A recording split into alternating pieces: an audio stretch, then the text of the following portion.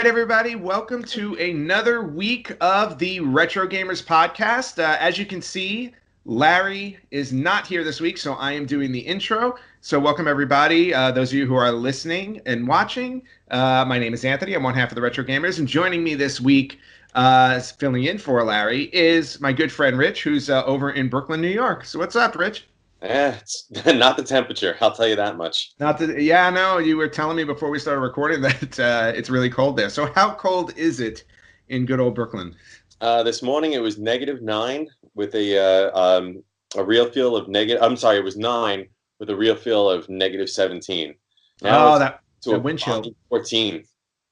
You know, I would love to say that I miss that as a former New Yorker, but I don't at all. Not even a little bit. Not even a little bit? No, actually, as of this recording, like I just came back from a weekend in Las Vegas. Sure, rub it in. Yeah, no, I definitely will. And it was a very cool and crisp 45 when I got in the car this morning. And then by the time I got back to Los Angeles, it was a absolutely frigid 65 degrees. Yeah, Yeah. No, I know you feel my pain. You know what? Go down and bleed your heart over to Florida. They're complaining about it being 65 degrees as well over there. Well, they're Floridians. What do you expect? Yeah. But anyway, so first off, thank you so much for joining me this week, especially, on, I know it was on kind of short notice, so I really appreciate you spending some time with me. And actually, this is the first time you're joining us as a co-host. That's true. You've been on the show before, with your wife Trish, and you've talked about some stuff. But now you've got now you're in charge, basically, or half in charge. No pressure. So much power. Yeah, love it. But yeah. So I'm sure Larry is very happy to have you join us, so we can talk some. And we've changed our format a little bit. We talk retro game. We talk more current games as well. Which is cool, and I have a couple of recaps to do on the show because I wasn't here last week because I was traveling as well. I was in St. Louis for the weekend, and I got to what? You were traveling? Yes, I know. It's a very rare occurrence. I barely ever leave my house these days, but I was traveling the last 2 weekends, and last weekend I was in St. Louis. How was that? It was cold, and they got a foot of snow while I was there. So, yeah, I happened to show up the night before a big storm that went across the Midwest, and then went all the way to Washington, D.C. So I was visiting friends. Did not do a whole lot because of the snow. We did get around a little bit. Well, being in California, and you got to experience snow for the first time in a while, so. Mm-hmm. Yeah, and you know what? And I'll tell you what I told my friend there was that I really miss the snow, but I prefer it when I visit because I get to leave it behind. I don't have to worry about all the work and everything that's involved in it. So, and I stand by that. Snow is cool when you're there for 1 or 2 days. When you live there and you have to shovel it and walk in it and deal with ice and all that stuff, no thanks. Deal with all the other people, yeah, no thanks. And I know you enjoy that regularly. So. Oh yeah. But anyway, so like while I was in St. Louis, I wanted to give a shout out to one of the stores that I managed to hit up while I was there. There were a couple of stores actually, and one was I know we don't talk board games that much on this show, but every once in a while we pull it out. But there's a store over there called Miniature Market in St. Louis. Cute, like the name. Yeah, and I have to say, it's probably the most comprehensive board game store I've ever seen. Now they have all the RPG games and everything like that, like Warhammer and all that stuff on one side of the store, and then but the other side of the store is all board games. And I've never seen so many board games in my life. It was absolutely insane. And the name of the store actually sounded really familiar to me, and I couldn't put my finger on it. And I'm like, why do I know Miniature Market? And then when I did a little bit of research, I found out that Miniature Market was actually, I have a cat who decided to jump up on my lap. You can see a tail wagging. That is not my tail. That is my cat's tail. I will show proof that it is my cat. They always love to get involved when I'm recording. Always. So now they get to be on TV. There you go.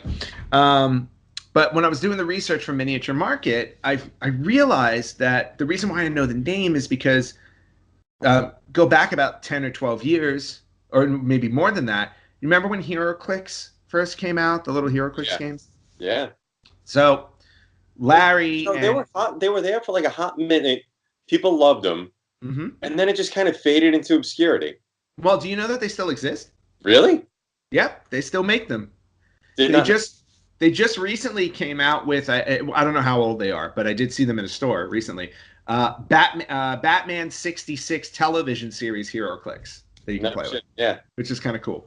Yeah. But the reason why I bring it up is because when my friends and I, like Larry and Anthony, and a bunch of us, when we used to play HeroClix, we would order a case of them online because we wanted to make sure that we got the whatever the rare ones were called, the uniques.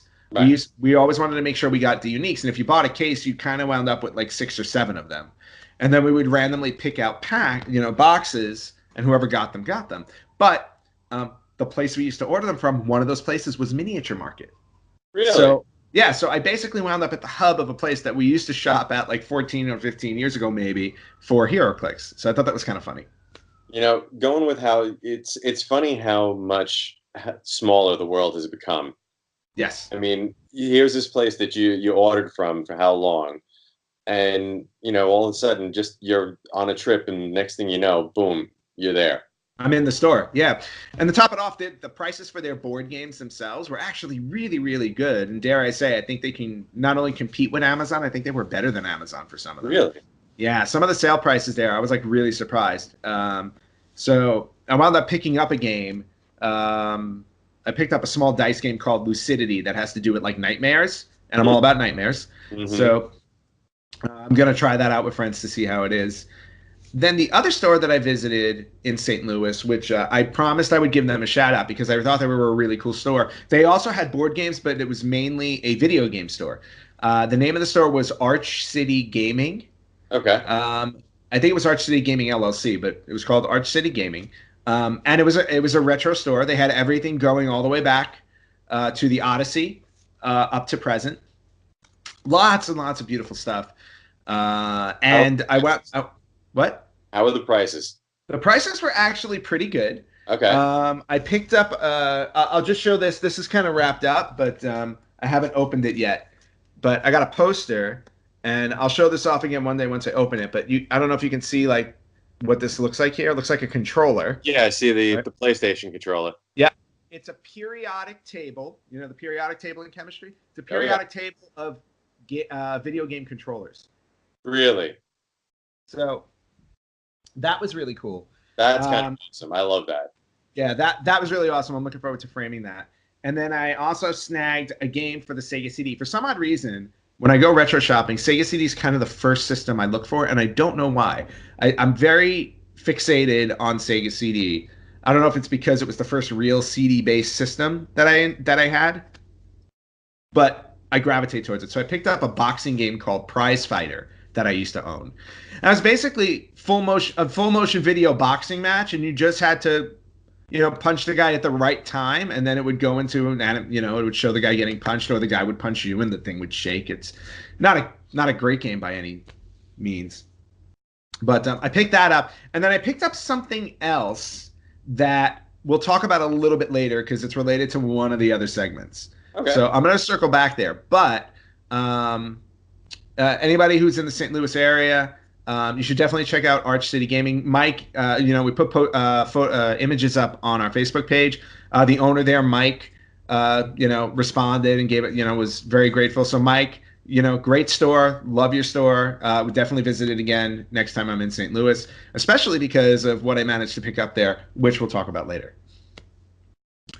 And then this weekend, which I just came back from, right before this re-recording this, I went to Las Vegas, and whenever I go to Las Vegas, there are 2 places that I always visit. One is the Pinball Hall of Fame, which I absolutely love. And Rich, next time you're out here, we got to hit up Vegas. And yeah, Vegas, gambling and all that stuff, but we got to hit up Vegas for the Pinball Hall of Fame because I think you'll absolutely love it. I'll go crazy for it. I love good. There's nothing better than a good pinball game. I mean, like, oh yes, used to love when you would go to the backs of like some of the stores and they would have it or whatever. And there was one when I was a kid. I used to love the Mars Attacks. Had a Oh my game, God. Yes. and I loved that one. I used to be able. I don't know what it was about that one, but I was always able to get like free games out of it because just I guess the way the scoring always worked. Yep. I always got the free game out of it. You always hit that whatever that target score was. Yeah. Yeah, it was either that or you had to match, when you ran out of balls and, it gave you the opportunity to match, which I never do. Yeah. I think I matched once my entire life. Yeah, so the Pinball Hall of Fame, they've got a lot of games that I know you would love. They've got 2 Spider-Man games. One of them is always out of order. It's an older one. I guess they just haven't figured out how to fix it. But just the artwork on it is absolutely stunning. Oh, I can imagine. Yeah, there's an X-Men one. They've got a Nightmare on Elm Street one, which I personally love. Movie X-Men, cartoon X-Men, comic book X-Men. Comic book X-Men, nice. Comic book X-Men. And it looks really, really good. There's like a 3D model of Wolverine in there and everything. It's a really cool game to play. But anyway, my local comic shop actually had for a while. I don't know. I haven't seen it there in a while now, but they had a Superman pinball game that they had gotten it signed because Neil Adams does a lot of signing events there. So they had Neil Adams sign it. Oh, so that's special. Yeah. Very cool. I think I saw the Superman one. I saw a Superman pinball machine, but it was in the store across the way from the Pinball Hall of Fame because there's a store across the way that I go to called the Gamer's Paradise where I do some retro shopping. And they have a small arcade. What? Is it a paradise? It's a paradise for me. There you go. I mean, holy cow. I mean, they have display cases showing every single system, starting with the Odyssey up, with descriptions of each one. And then they have a small arcade of their own in the back where they have a bunch of pinball machines, one of which is the Superman one I just mentioned. But then they also have some video games like they have Marvel Capcom 2 there. I think they've got Asteroids. So they got some Star Wars Trilogy arcade. Oh, I remember that one. Which is a great one. So they have a cool little arcade, and then they have the store itself. And again, I always like bringing up cool stores that I go to. So Gamers Paradise is my Las Vegas store that I go to. But one of the things that I saw, and I think this leads into what we were going to discuss first today, was they had something that allowed you to play like a bunch of retro games on one little system. Really? Yeah, and I know, and it's one of the things Larry and I debated all the time because using emulation to play games or not, is it a good thing? Is it not? What's the legality issues with all of it? And so I thought this would be the perfect opportunity to start discussing that with you and what your thoughts are with it, because lately, or most recently, Nintendo has now been attacking. And not attacking, they've been legally attacking. They've been legally going after any emulation sites. Was it? They shut down. Was it MU Paradise? I think they recently shut down. I think they shut down MU Paradise and I think Love ROMs or something like that. Yeah. But basically, anybody who's got ROMs out there of Nintendo, of Nintendo games or anything Nintendo owned, that you got to look out because they're now they're coming after people legally. Yeah. But then there was always the question of, well, is there any legal standing for people who do play emulated games? For example, like if I own a game, and my stance has always been, if I own the game or physically own the game and I paid for it, I don't see a reason why I can't have an emulated version of the game because I did pay for it originally. So, right. But and I know as we grew up with the birth and the boom of the internet, and of course, the whole Napster fiasco with, do they have the rights to the songs and, the famous court case that Metallica did going after Napster. Yeah. Which eventually I think was one of the main reasons why it doomed Napster. What'd you say? By the way, I was one of the people that Metallica kicked off. You're one of the people Metallica went after? Yeah. Nice. Yeah. Did you adhere to their wishes? Yes and no. Yes and no. Yes and no. So But it was no, it was just funny. It was like I tried to get on Napster back in the day, and all of a sudden it said you've been blocked by Metallica, and I was You've like, been wow, you pissed them off. yeah, hey, listen, whatever. It was a Yeah. long time ago. I know, and there, and you know, and with Napster came a whole bunch of other sites. There was like I remember one called BearShare, Hmm. which did the same exact thing. But basically,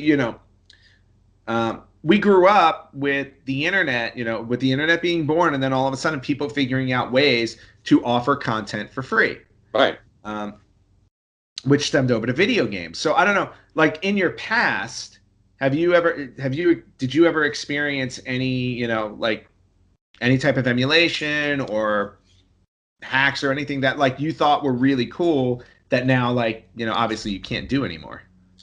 Yeah, no, I mean, look, emulation. Here's my my thoughts on it. First of all, is look, you this stuff that's out there. First of all, it's getting harder and harder to find some of the games that you might want to be able to get.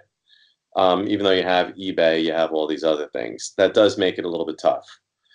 Um, I guess the other thing is, playing it.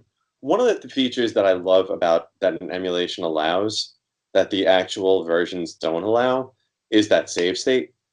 Hmm. I love being able to, because especially nowadays, it's like who has the time to sit there and try to, like you're trying to land that friggin' the plane in Top Gun, and it's like I don't want to sit there and keep having to play the first mission over and over and over Hmm. again because of the fact I can't land this plane.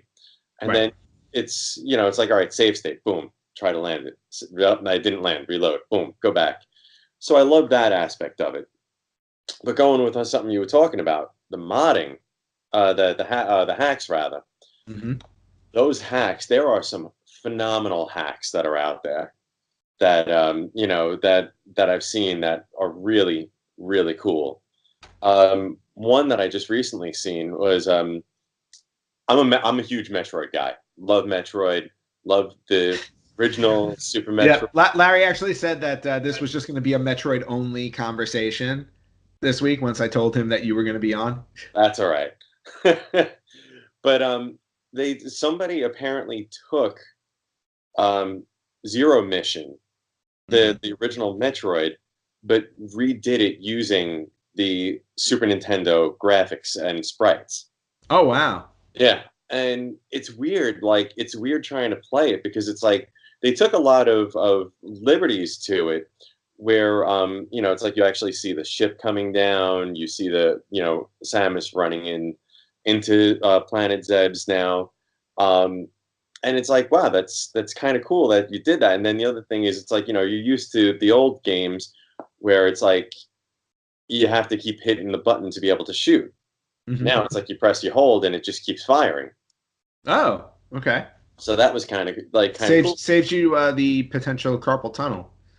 But then all of a sudden I was like, thinking about it and I'm like, oh wait, that's actually the way it worked in the original Metroid was you just press the button and she would just keep on firing. Hmm. And I'm like, wow, they did their homework pretty well on that one.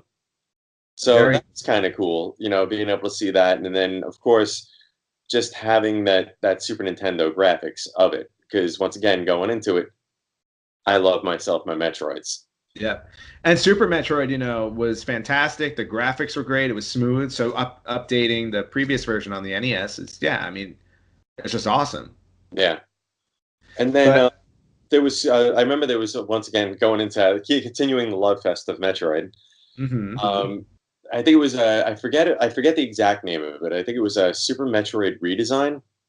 I don't know Okay. if you played this one. No, I have not. Some apparently some people went out there and they took the map and basically made it where it's like, okay, you want to be able to beat Super Metroid, you have to do this knowing how to do every single trick in the book. Like Oh, you need to wow. know how to bomb, need to bomb jump, you need to know how to wall jump, like everything. You needed to know how to be able to run, and then with the hype, not the hyper jump, but when she would jump and then just hyper shoot across the screen, Right. you needed to be able to do like all of those things. So it was I mean like I've seen people give up on this really, really fast because it's hard. Well, yeah, I mean, difficulty is always going to play into those things, but it's also part of the challenge. I mean, again, one of the things we grew up at, we didn't have save states, No. not for the most part. I mean, aside from a couple of games like Zelda, Yeah. where you were able to, I mean, most games it's like you sat down and you played until you beat the thing, Or you um, died. or you died, and that was it. Some of them had, a handful of them had codes like Mega Man. Yep. Um, we give you a code, but for the most part, it's like you were in for the long haul the minute you turned on that game. Yeah. Yeah. There was this great picture that I saw online. It was I'm guessing it was a father. He had the old Lion King from the Super Nintendo. Oh, I love that game. It's so hard. And he goes, I will give you $20 each if you can get past the third level. How hard could it be? Yep. And from what I understand, I never played it, but I've heard that, you were just saying that game was like really super hard. It was. I remember the first time I got. I don't remember if I believe I beat the game if I'm remembering correctly, but I also remember how long it took me to get through that game because it took forever. And I remember like specifically there's one level with the Stampede. I think that's the level he's talking about. Yeah, that might be level three. Um, because I remember levels one and two fondly because I played through them a million times. Hmm. Because level three, which I believe was the Stampede, was so hard to get through, and it was such an interesting angle because it was Simba running towards you. So you're watching Simba running at you towards the screen, and then you got the Stampede running behind them, and you just got to move out of the way at the right time. But it was always so hard to read when you had to move. Yeah. All right, so question for you. Yeah. What's harder, the Stampede or the bikes in Battletoad? Oh, I think you gotta go with Battletoad. Yeah, Well, mostly because I don't think I ever got past that in Battletoad, and I actually did get past the Stampede in Lion King eventually. So, fair enough. so I got to go with that. Yeah, Battletoad is definitely a game I've never beat. Um, but going back to hacks and everything like that. I mean, do you think like with the way you were explaining Metroid? I mean, do you think it would be better if Nintendo would just kind of accept that these exist, or if anything, strike a deal with these people to get these things, offered to their audience, as opposed to trying to shut them down and erasing them from existence? Did you hear about the another Metroid 2 remake? I did not. So it was a guy, he had this project that he ran for years, absolute years. Hmm. And what he did was, and this was long before the Samus Returns for the 3DS was even a thought at this point. What he did is he decided he wanted to take the Metroid 2, where she Hmm. goes to SR-388 and tries to eradicate the Metroids. And he decided he didn't use Super Metroid. I want to say he used either the Fusion or the Zero Mission sprites. Okay. And combination of the two, it might have even been two. And he recreated the entire thing. And for years, he kept posting these updates and doing all these things. And the minute he released it, the full version of the game, Nintendo cease and desist. There And you it's go. like, but the guy isn't even doing it and charging. It's like he just released it and said, "Hey, this is something that I've worked on. This is a project of my own, of my pride. Right. Here it is for other fans." And Nintendo was just like, "Boom, no."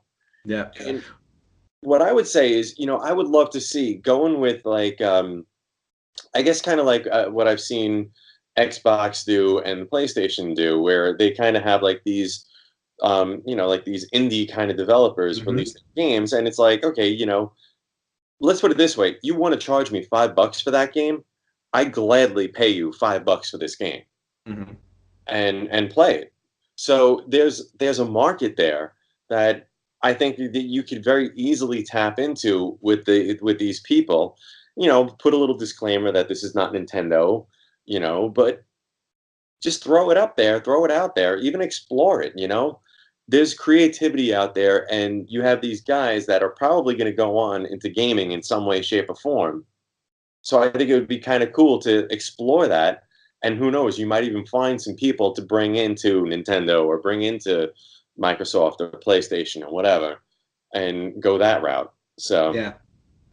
No, and I agree with that. I guess the biggest issue with it is, yeah, the whole indie gaming industry is awesome because you do see like these brilliant ideas getting brought into video games. It's when a creator is using licensed material, and that's why like even though they're offering it for free, because it's a licensed property, that's the reason why Nintendo sends the cease and desist.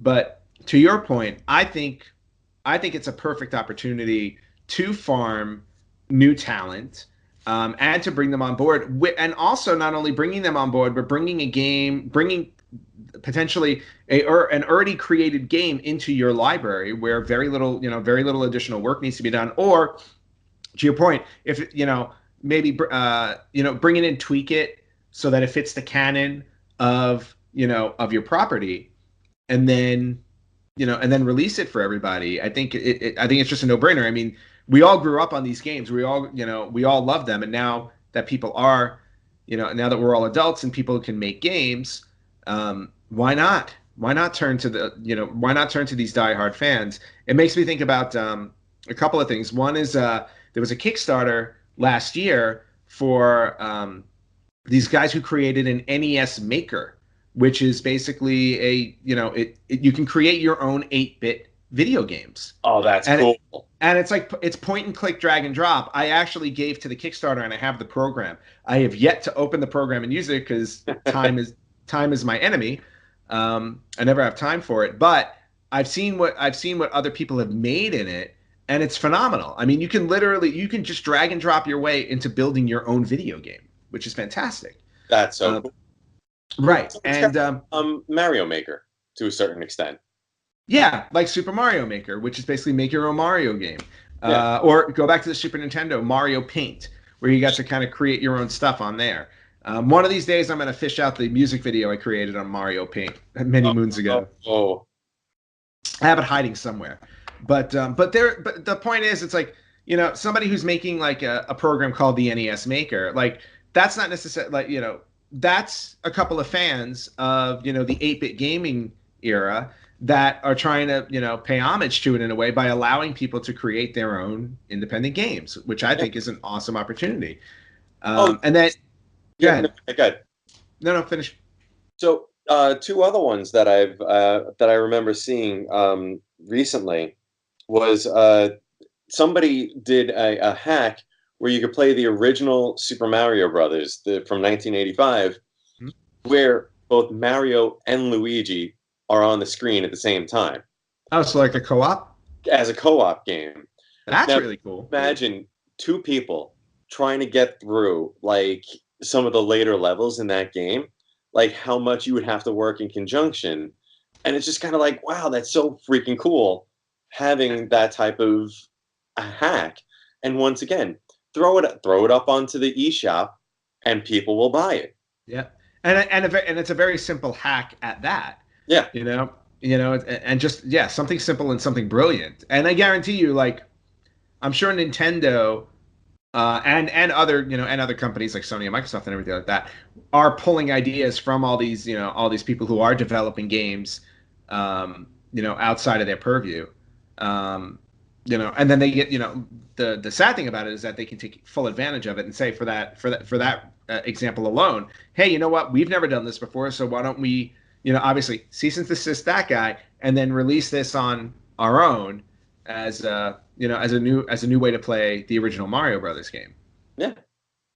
So once again, I know that's one of those things that knowing when I get together with my buds and we all sit down and we all play games, hells, I would love to be able to do that. Yeah. Just thinking about the insanity that would ensue.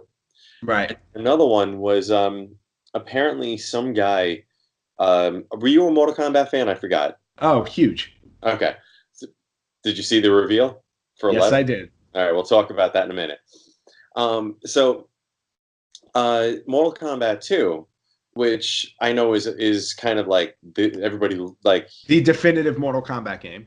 right, which that's a whole nother argument for me. I actually would say I was not a fan of 2, but that's Oh, besides. interesting. Okay. But some guy apparently hacked it where he put in a whole bunch of additional characters that were supposed to be there. Like a lot of the hidden characters are now in the main menu and what have you. Okay. But the cool thing is he did tag mode. He incorporated 2v2 into it. Oh, wow. And it's not just simply like, oh, okay, you pick 2 and I pick 2. 4 players, and like it would be me, you versus Anthony and Verdi. Okay. So, like, could you once again? Could you? I'm not a fan of Mortal Kombat 2, but hell's if I wouldn't sit down and play that game because that would just be friggin' awesome. Yeah, no, and I would definitely play that as well. If you can do like a 4-player mode, it's kind of it's like a Mario Party game with Mortal Kombat in a way. Yeah. And that's awesome. And again, it's like those little tweaks that maybe they don't think of that may be appealing to some people and whatnot that I feel like would benefit the video game industry more. And it also brings new life to retro gaming. Retro gaming is becoming it's definitely been becoming a thing for the last few years. But aside from bringing back what's old, it's like put a spin on it and make something new out of it. Now Nintendo's been kind of doing that with the Switch Online. So, for example, like there's a Legend of Zelda on the Switch Online where it's kind of like a faster way to beat the game. It's already halfway done for you. So, and this was something I think that they released in Japan years ago. It was just like another way to play through the game if you didn't have the time to, or you couldn't figure out how to do all of it. It's like, well, we give you a little bit of a handicap and we give you some of the items so that you can get through the game faster. But things like that you can do with other really popular games, like you think about the Castlevania series and the Metroid series, and all of those franchises that you can go back and just tweak it in a way to make it fun. That Mortal Kombat 2 one sounds awesome. Yeah. And I would love to see that. And I would love to see that with Street Fighter or any other fighting game that you loved playing on those older systems. Well, even going with an actual release that they did was the NES remix. Yes, that was fantastic. Oh my God, I loved it. And just, it's like, okay, I don't want to sit down and play through the entire game to beat, all of Metroid. Okay, well, just play through these quick little snippets. And, oh, wait, you could beat Kraid, you could beat Ridley, you could beat Mother Brain and escape. It's like the Cliff Notes version of the game, and it's or they played with the level, so you had to do like something specific, right, before you got through it. Yeah, I mean, something like that is absolutely brilliant. So, to me, I say invite everybody that you can to join in the fun instead of just trying to slap everybody with lawsuits. Yeah, absolutely. Yeah. Well, I'm glad you're on the same page with me on this. It makes discussing it a lot easier. Well, if I wasn't, it would make it for a very interesting argument. Well, it would make. I mean, and you know what? Usually, I'm on the other side of the argument because I understand I understand what material is proprietary. I mean, I work in the entertainment industry, so I'm very anti movie piracy. Right. So whenever I hear anybody talking about, oh, well, I downloaded the movie online and I watched it for free, I just look at them, I'd be like, thousands and thousands of people worked on this stuff. And, the more people that download it, the less likely these people are going to get hired because, it's a give and take. It's like you're basically stealing money. Granted, the film industry to me is very overinflated as it is. But at the same time, it's like, tons of people work on this stuff. And for everybody who downloads it for free, it becomes an issue on the back end. It's the same thing to me. It's the same thing with video games, and I understand the whole idea of license rights and all of those things. I'm just saying there's got to be a window. There's got to be a window where you can open it up and say, hey, you know what?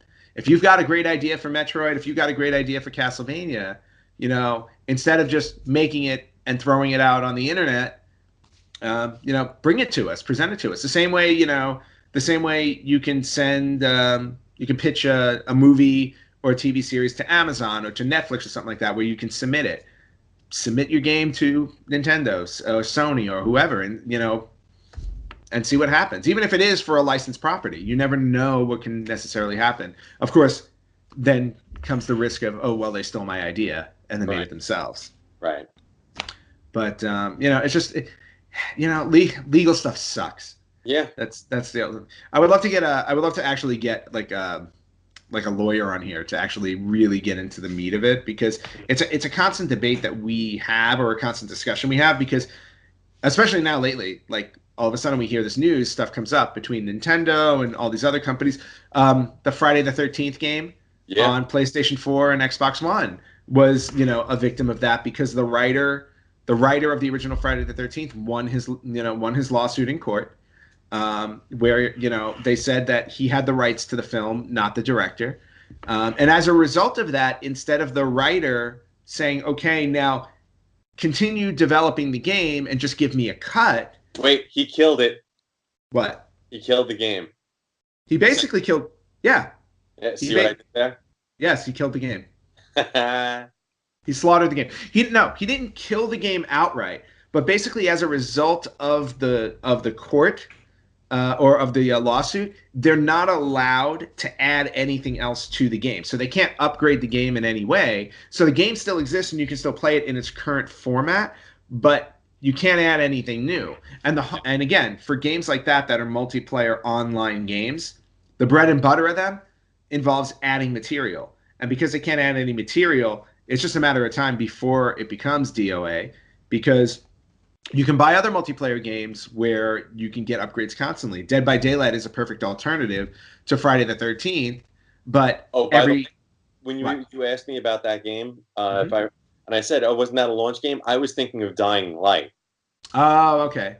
That was the one I was thinking of. Right. No, Dead by Daylight is a multiplayer online game, but then every month, just about, they're releasing new stuff that you can buy, new outfits for characters, and then every so often they add a new level with a new killer and a new character you can play. Yeah, so they got Michael Myers, they got Freddy.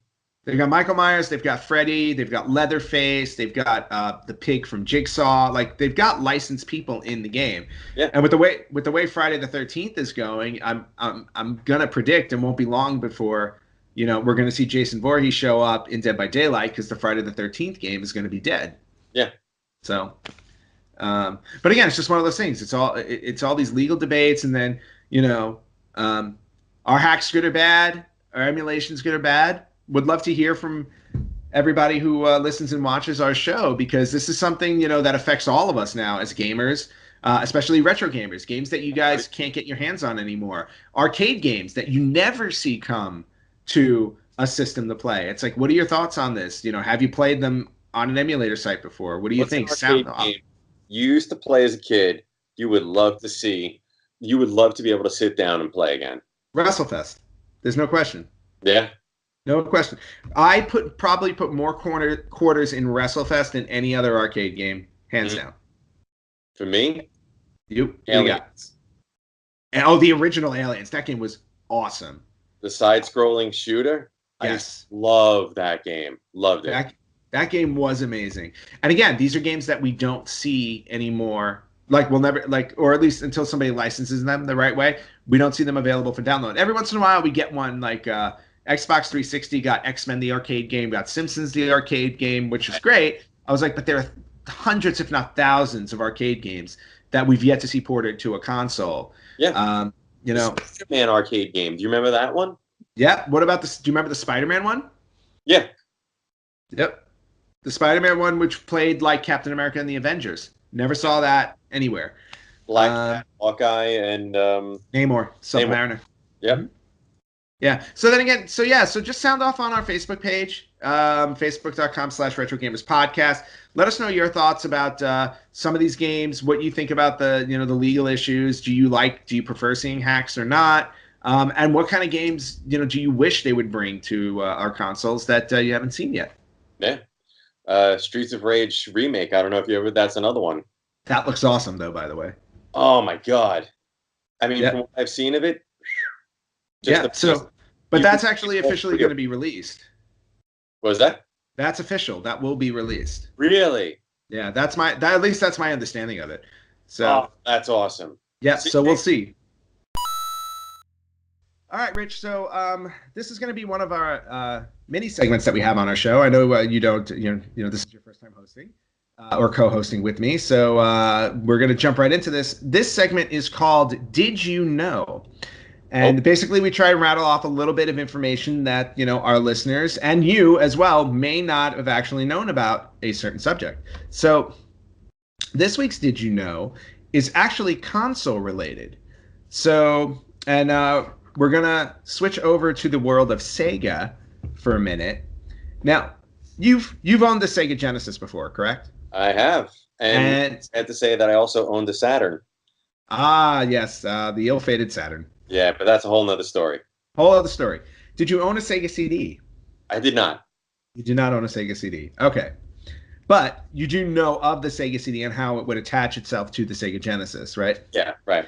And then there was an actual Sega CD combo called the CDX, which was one piece that had the Sega CD and the Genesis slot together. Mm-hmm. Did you know, though, that Sega actually allowed another company to create a Sega Genesis and Sega CD combination console? Really? Yes. No, I knew about the CDX, but I didn't know about the other company. Yeah. So here's the story, and I'll be as quick as I can about it. Okay. JVC, you know the company JVC, right? Of course. Okay. So what happened was back in the 90s, JVC helped Sega deliver an advanced sound, like just the most advanced sound you can make at the time for their gaming consoles. Specifically the Sega CD, because they wanted the Sega CD games because they were CD based. They wanted them to have more impact, so they had JVC come in and really up the sound experience on them. And the audio that came out of it was actually better than what you heard on a CD player at the time. So if you listen to a Sega CD, thanks to JVC, they were able to make really significant sound advancements on their console. Now, as part of... Cut in 1 second here. Yep. Do you still have your original PlayStation 1? I do. It is actually, the hipsters discovered this, it is probably one of the highest quality CD players that's out on the market still to this day. Really? Yep. Wow. Well, thank you for the information, hipsters. There you go. So keep going. All right. So going back to JVC. Now, as part of the deal that they made with Sega for creating the advanced sound for them, Sega allowed JVC to create their own console that played Sega Genesis and Sega CD games. And as a result of this, on September 1st, 1994, we had the release of what was called the JVC XI.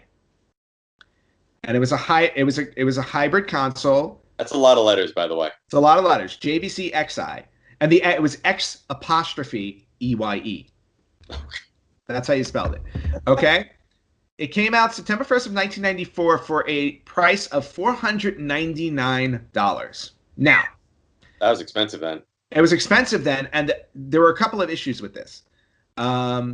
First off, the higher price tag. You can buy a Sega Genesis and a Sega CD at the time for less money. Yep. So why you would buy this was kind of a question mark. They did add some features to it. So you can play your Sega Genesis and Sega CD in a single unit. When you played your games, it had better video and audio than the Sega Genesis and Sega CD. So you were getting some advancement for it. They added a digital audio processor in there. They added a bass enhancer that would improve the music and the sound effects on Sega CD games. Mm. And then they also added an SVHS output. Do you remember the SVHS? Not the S-Video. Yeah, yeah, that's it. The S-Video output. Yeah. So they had an S-Video output so you can get the enhanced video. Yeah. And then on top of that, for Japan, because this is very popular in Japan, not as much in the States, but there was a karaoke feature added to the system. The Japanese and the karaoke. Yeah. And then they also had a MIDI output. Remember MIDI, MIDI players? Yeah. It had a MIDI output that could later be used with a keyboard add-on called Piano Player. Mm. You can actually play piano on it. Now, all well and good, but at the end of the day, because it was so expensive, $499, it didn't sell very well. Surprising. So, right, very, very surprising.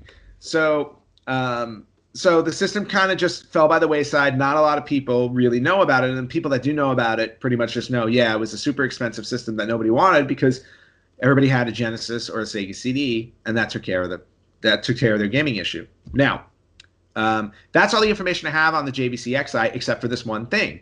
And now I'm circling back to something that happened in St. Louis. When I was at Arch City Gaming in St. Louis, and I was looking in their display cases, what do I happen to see?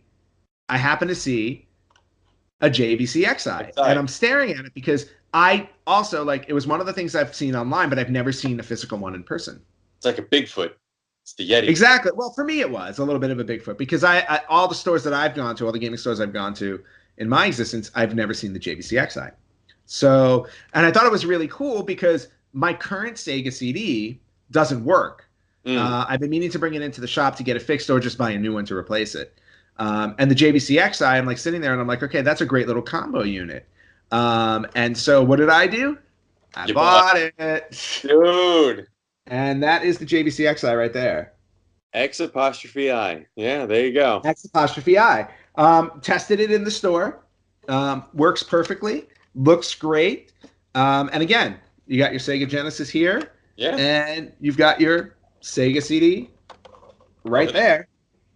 So it's an official third-party console, that plays Sega games exclusively. So that is what I got at Arch City Gaming. And again, a special thank you to those guys. And that is this week's Did You Know?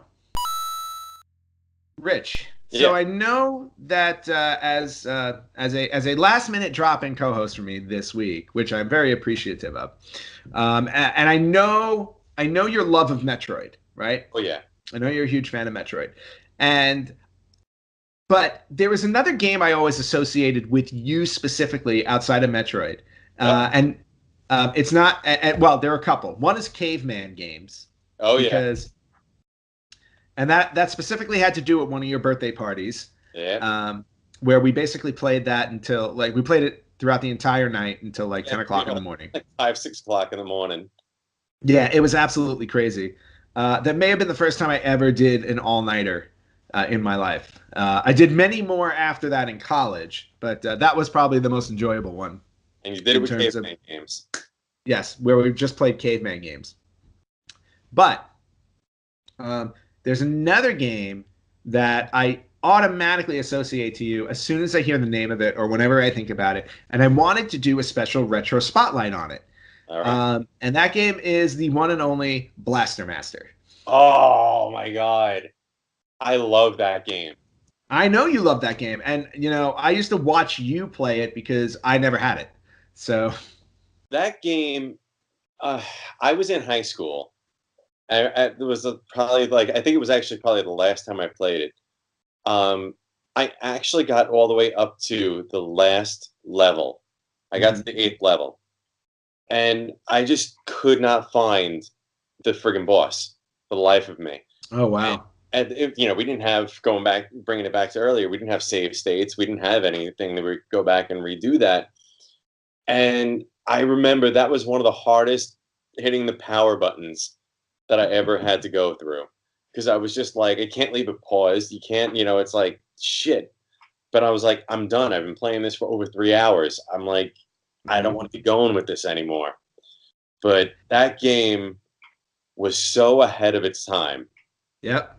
I couldn't agree with you more. But did you ever do the dreaded, I'm going to pause the game, go to school, or do my homework, and I'll be back in a few hours, and hopefully the game is still paused so I can continue? No, I never did that one. Really? Yeah. I used to do that all the time with Castlevania. Nice. I would just pause it, and not the second one. The second one I think I actually had a code, but the first one, when I would play through it, I would pause it and then just go to school and hope that when I came back, I would be able to unpause and continue. Mm. But anyway, so today's retro spotlight, or this week's retro spotlight, I should say, is going to be on Blaster Master. So I'm just gonna run through some information about Blaster Master you may or may not know, but you'll know after I'm done talking about it. There you go. So, Blaster Master was developed and published by a company called Sunsoft, which is no longer in existence. It was released on the Nintendo Entertainment System, or the NES. And then Japan, of course, naturally always gets things first. So it was released in Japan on June 17th, 1988. It got released in North America for us in November of '88, so a few months later. Yeah. 5 months later. The poor people over in Europe, though, got the PAL version of this game April 25th, 1991. What? 3 years later, Blaster Master came out in Europe. No longer ahead of its time. Exactly. Now it's probably right around where it should be. It was also like a few months before the Super Nintendo dropped, too. It was like really close to the Super Nintendo release. So the US version is called Blaster Master, but the Japanese version, as we know, Japanese titles tend to be longer, and I can't pronounce the Japanese version of it, but the shortened version for Blaster Master in Japanese was actually called Meta Fight. Not exactly sure why. Also of note for the game, the Japanese version of the game has a different story from the American version, like, the backstory for it. Really? Well, yeah, because when they ported it to America or North America, they wanted to give it a story that was more relatable to the audience here. And the Japanese version, I think, was more a frog running away, and the boy chasing after the frog and finding this tank makes perfect sense. It makes total sense. Okay, keep going. Yes, and to your point, the American version talks about it's a character named Jason who follows his pet frog Fred down a hole in the earth, and there he finds a tank that he uses to battle radioactive mutants. Now, totally plausible situation. I did not remember their names were Jason and Fred. Jason and Fred. That's funny. Well, especially if you want to make I'm sure this isn't true, but let's make a horror movie connection for a minute. You have Jason and Fred, Jason and Freddy. Yeah. So I doubt that has anything to do with it. But anyway, in the purpose of the game, the player controls Jason and the tank that he drives. Do you remember the name of the tank? No. The name of the tank was Sophia. Right. And like you said before, actually not just Sophia, Sophia the Third. Don't ask me. I have no idea. The first two, I guess, blew up. Yeah. And then to your point earlier, you play through 8 levels of gameplay in order to find Fred, and then you defeat the mutants and their leader, who was known as the Plutonium Boss. That was the name of the head guy. So, I guess it makes sense. Radioactive mutants, plutonium. Yeah. I'm surprised you didn't fight Marie Curie at the end of the game. That would have made sense. Really? So anyway, the game in general was praised for its smooth play control and level designs. The graphics were super clean. The music was probably one of the best scores you can hear on an NES game. Yeah. Unbelievable. However, one of the things that it got heavily criticized for, and you can relate to this because we just talked about it, no passwords, no save points. Nope. You had to run your way through this game in one shot. Okay. So in the game itself, there are 2 modes of gameplay, depending on the situation and the location of your player. So the first mode is where you control the Sophia, which is the actual battle tank, right? And you're basically driving through the levels, and you can shoot the radioactive mutants. And you get erupts at each of the as you beat each of the mutants, and some of them were great. It was you had to hover. You were able to drive up the side of a wall. Then eventually you were able to drive up the side of the ceiling. Yeah. Shoot, and I'm trying to remember some of the other ones, but those are the 3 that I remember off the top of my head. Yeah, I was going to get into that, but thank you for filling that in. The other thing to keep in mind with this game was it was non-linear. So similar to like a Metroid game, once you beat a level, at some point you can go back through that level. So just because you beat the level 1 boss does not mean you move on to level 2 and that's it. You actually do go back and forth through all the different levels. Yeah. Which is interesting. You had a variety. You had a few weapons. You had guns. You had grenades, and then you had special weapons. In order to get through the entire game, the Blaster Master was created. So it was the brainchild of Kenji Sada, if I'm saying it correctly. It could be Sada. In the credits, he's actually just known as Senta. I have no idea why. Hmm. But basically, the game was developed by a part-time development team of only 5 people. What? That's it. Wow. 5 people worked on this game part-time, and that's how we got Blaster Master. By the way, So, do you yep, remember there was a cheat to beat the boss, some of the bosses, not all of the bosses. I Do you believe I have it on my list. Yes. Okay, so do you want me to say it or should I wait for you? Hold that thought. I'll come back to you to explain it. All right. Okay. So, I told you when the game was originally released. It was also re-released. Metafight was re-released, which on the Sony PlayStation. Really? So the Japanese version was released on the Sony PlayStation in Volume 4 of Sunsoft's Memorial series in 2002. Now Huh. I'm assuming that was that would be a Japanese import for us. Yeah. I don't think it came out here in the States that way. It was also released on the Wii's Virtual Console in North America in December of 2009. So we actually got a version of it here. And then we also got, let's see, Metafight was released on the Virtual Console in Japan for the Wii on June 29th, 2010. And on the Nintendo 3DS in September of 2012. So this game has been released on like all Nintendo platforms, basically, or most recent ones. It's also available on the 3DS here in the US. If you have a 3DS, you can download it. And then where it was also released on the Wii U. So if you had a Wii U, the Wii U Virtual Console, you can play Blast Semester as well. So basically, if you haven't played this game, chances are you have a system that will play it, and it's definitely worth playing. Now, no sequel. Now, Blast Master never got a sequel, and the reason why it didn't get a sequel is because the sales weren't that great. They weren't Bottom that line, strong. yeah, poor sales. Because when the game first came out, the reviews for it were really solid, but the biggest issue people had with it was that it was so difficult that without a save state of any kind, it was virtually impossible to really get through the game unless you sat down for hours and hours and hours and just played it straight through. Yeah. So despite the good reviews it had, it didn't sell very well, and as a result, there was never a sequel. However, the creator of the game actually started development on another game when the North American version of Blaster Master sold well. So, but since they did not release it, I guess what they did was they took the format of the game, because this game had the top-down style view, and they actually worked on similar other games with that similar top-down style. So we didn't get a Blaster Master 2, but you'll be happy to know that we got Gremlins 2, the new batch, because of it, which I'm sure nobody cares about.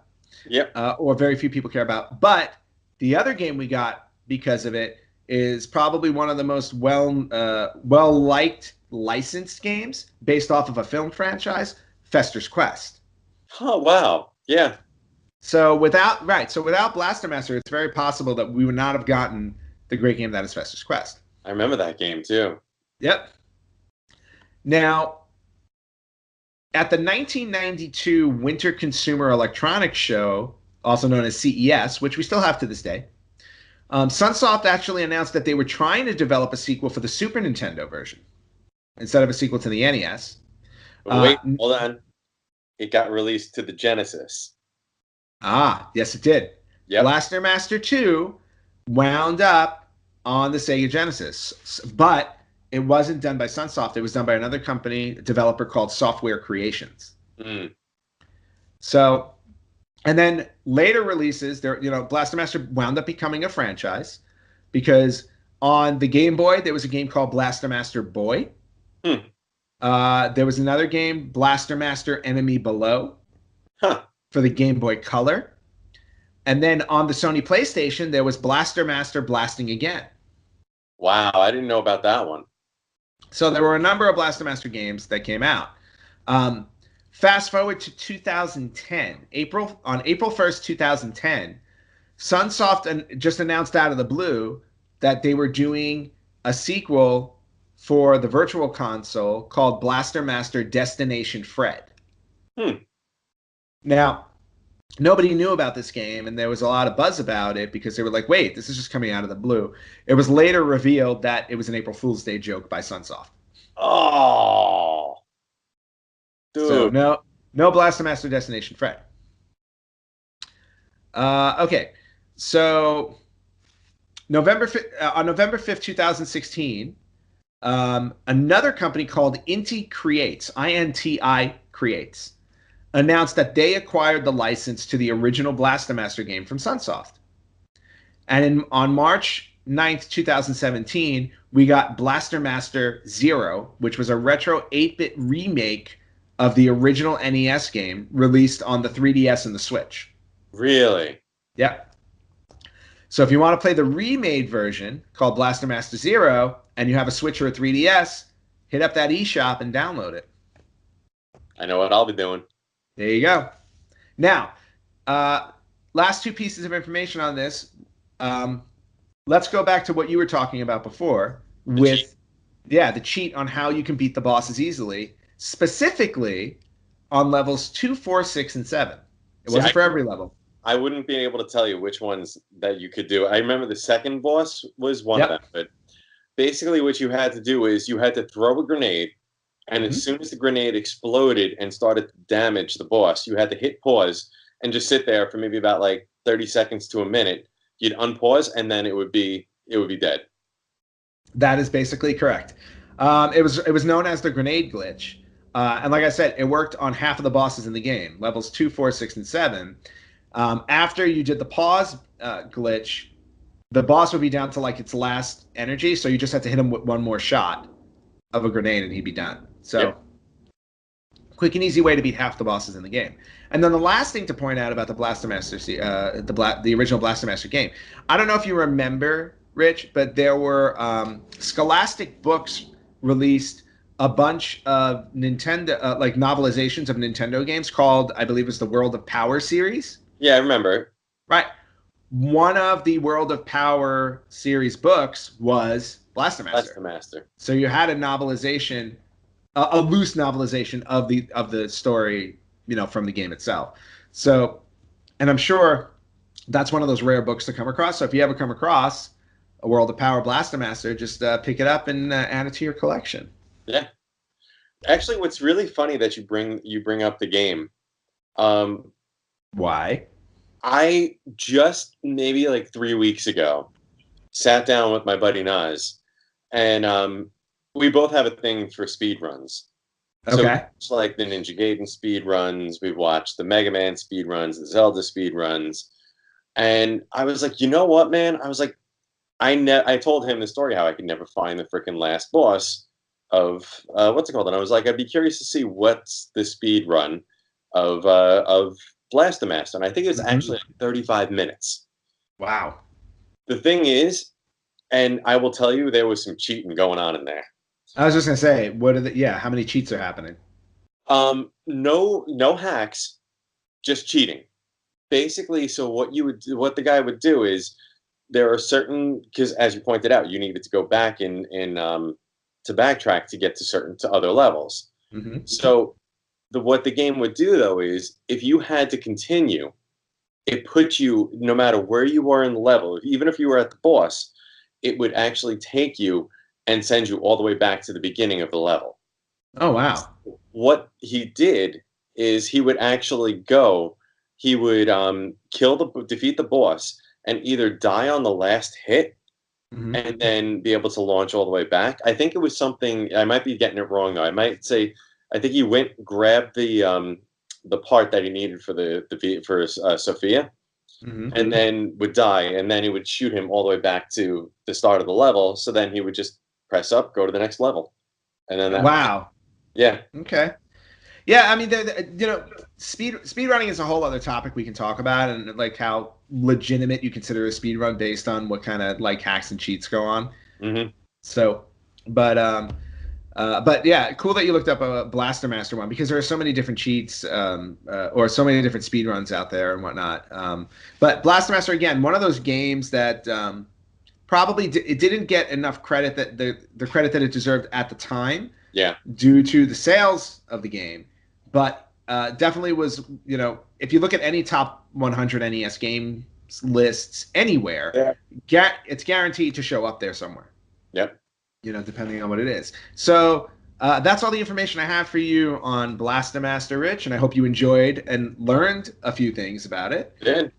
And that is this week's Retro Spotlight. All right, Rich, we've gone through quite a lot of stuff so far today. I've got one little bit of information left for you, and it's a big one. We are going to celebrate a retro birthday today. Ooh, what's that one? And it's a big one. It's actually a pretty big one. So this week's retro birthday, this game came out in 1999, January 21st, 1999 to be exact. So it is celebrating its 20th anniversary. Okay. It was released on the Nintendo 64. See, now you're gonna lose me because I wasn't an N64 guy. Yes, but do you have a Nintendo Switch? No. Oh, you really need a Nintendo Switch. Yeah, so I've heard. Yes, but anyway, it is the 20th anniversary of the iconic Super Smash Brothers. Oh, wow. Super Smash Brothers was born January 21st, 1999 on the Nintendo 64. Fast forward 20 years later, and now everybody is enjoying Nintendo Switch's version of Super Smash Bros. Ultimate. Yeah. Myself included. I've been playing it. Did you ever play the original Smash Brothers? It's funny. I am not a Smash Brothers person. Really? You give me a Mortal Kombat, love it. Give me a Street Fighter, love it. Any number of other ones, I can get into them. I am terrible, absolutely terrible at Smash. It's fine. I'm not that great at Smash either. I can get by on it, but I'm definitely not a master of the game. But I love the chaos that ensues. Mm-hmm. It's just completely chaotic, and for that alone, it's fun. And Smash Brothers Ultimate has every single character that has ever been made in the series. To me, it's like the equivalent of what Mortal Kombat Trilogy was when it came out. Yeah.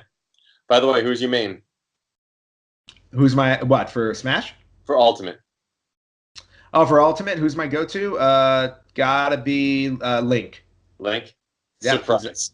Yeah, I mean, yeah. What else would I say? Take a wild guess. Which one's mine? Samus. Right game, wrong character. Oh, crap. Who am I thinking of? I'm not thinking. It is from Metroid. Right. I don't know Metroid that well, so. Ridley. Oh, Ridley. Duh. That's the only other name. At least I can think of. All right. Well, that makes sense for you. Yeah. But yeah, and it's funny when you talk about that because considering all the characters that are in the game, people will tell you, well, the most powerful one is this, X, Y, and Z, blah, blah, blah. We're always going to gravitate towards the characters for the games that we love. I have a friend who loves using Kirby, but he's also played like every Kirby game ever made. Whereas I have never played a single Kirby game. Yeah, it's funny. Neither have I. Yeah, see? Or, another go-to would be Pikachu. People love Pikachu. And I've, to this day, yet to play a traditional Pokemon game. I've played Pokemon Stadium, Puzzle League, Snap, those games, but I've never played an actual, like, Pokemon Red or Blue or Gold or any of those. Yep. Same here. So, yeah, see? But the beauty of Smash Brothers is you get all these characters mixed up together and you get to battle it out. And it's just a lot of fun. And the fact that 20 years later, it's still going strong. It's just a testament to how popular the franchise is. So a very happy 20th birthday to Super Smash Brothers, and that is this week's retro birthday. There you go. Well, Rich, I think we're at the end here. And first off, I just want to say thank you so much for co-hosting with me this week. I actually think it's been a lot of fun. Yeah, thanks, man. I had a lot of fun doing this. Thanks for having me on, man. Appreciate it. Yeah, you especially made all the legal crap we talked about in the beginning a lot more palatable because that stuff is just dry and boring sometimes. Yeah. Well, that and just the having to deal with it from a gamer side of it too. Yeah, exactly. I mean, as gamers, it's something we always fight. We always got to struggle with. But before we close out, really quickly, um, what retro game have you always wanted to beat but you never could? I was just thinking about that. All right. Well, going with what we talked about before, Blastomaster. But that aside, But you beat that one. no, I never beat Oh, you Blastomaster. never beat that one. Oh crap! I No, thought you did. no. So going back, the I've beaten Contra on the Nintendo. I could do it with just the two guys. I could do that. Wow. I've beaten Contra for the arcade. Done that, no problem. I've beaten Super C on the NES. I've never beaten Super C on the arcade. Really? Yep. I can Okay. barely get past the second level. But that's the one that you want to do. Yep. Okay. Well, then I'm going to propose a challenge for you. Uh-oh. So, no, I'm just saying, I just want to propose a challenge for you because now we've talked about a few things. For either the arcade version of Super C, which may be a little bit more harder to come by. But let's go back to Blastomaster because I honestly thought that you defeated Blastomaster. But since you know now that you can download Blastomaster Zero on your 3DS, Mm-hmm. and I'm assuming at this point now there's a save feature and whatnot, I challenge you to go back and finish the original Blastomaster, even if it is zero. Challenge accepted. There you go. And then, would love to hear an update on that on one of our future episodes, sooner or later, at some point through the year. Also, one other thing I wanted to throw out there as well, when I talked about the JVC XI, I forgot to mention our 2019 contest. Now, Ooh. Larry and I have a contest going on thanks to Josh from Victims and Villains. Now, in 2018, we had a contest where I won a Virtual Boy. Really? I did because the contest was whoever spent the most money buying retro games throughout the year had to buy what essentially lost the contest because they spent too much money, had to buy the other person a Virtual Boy. So I show this off every week to show the spoils of my victory. I own a Virtual Boy, which Larry really, really wants to get a hold of, and I've already promised him that I'm going to destroy this Virtual Boy. So that's now I'm just milking it for what it's worth, and I'm having fun doing that. But the 2019 contest now is whoever buys the rarest retro game or console wins the contest. At the end of the year, Josh will decide whoever bought the rarest item. Mm-hmm. And then the loser has to buy the winner something retro game related worth $100. Not bad. So the JVC XI at the moment is what I've proposed as the rarest item so far this year. And since we're only in the third week of January, I'm sure there's going to be a lot more shopping to come. But I think I got a good edge here already. Yeah, dude, I'm going to say you got a leg up on the competition at the moment. I definitely do, especially since Larry hasn't bought anything yet. So I definitely have a leg up now. But that's our 2019 contest, and you'll hear about that throughout the year as we go on. But otherwise, yeah, I mean, we talked Blastomaster, we talked the legal stuff, we went through a rare console. All in all, good show. Good show, man. Yeah. So, just again, thank you so much, Rich, for joining us this week. For everybody else out there, you can listen to us you can listen to the Retro Gamers podcast everywhere you listen to regular podcasts. So we're on iHeartRadio, we're on Spreaker, iTunes, Amazon Alexa. You can just say play Retro Gamers podcast, and she will, which is very nice of her. You can see us. You can go to our website, www.theretrogamers.com, on Facebook, facebook.com/retrogamerspodcast, on Instagram at Retro Gamers Podcast, and God, I don't know. We have so much. We basically have stuff everywhere. You can also watch our episodes on YouTube if you don't want to listen to them. You can actually see our ugly mugs, including Rich, who's now been immortalized on video. And then Rich, what do you have going on? Anything going on? Just basically playing Metroid Samus Returns. Go figure. It comes back to Metroid again. Everything circles back to Metroid with you, man. I don't understand. You're going to have to sit down with me and play Metroid because I have never completed a Metroid game. Really? Nope. All right. So next time we get together, definitely pulling out the original Metroid, that was brutally hard. Yes. And you know me, I don't mind a challenge. So I will happily sit down with you and play through Metroid. Back in the day, I used to be able to plow through Super Metroid in an hour and 50 minutes. And Wow. that save is still on my Super Metroid, which, by the way, there you go. Very nice. And original packaging, too. Very Oh, nice. yeah. Very impressive, sir. There you go. Well, I have Super Metroid on my SNES Classic, so I can play through it on there. There you go. But yeah, so that is another week of the Retro Gamers podcast. Tune in next week when Larry will make his triumphant return, and we will catch you on the flip side. Sounds good, man.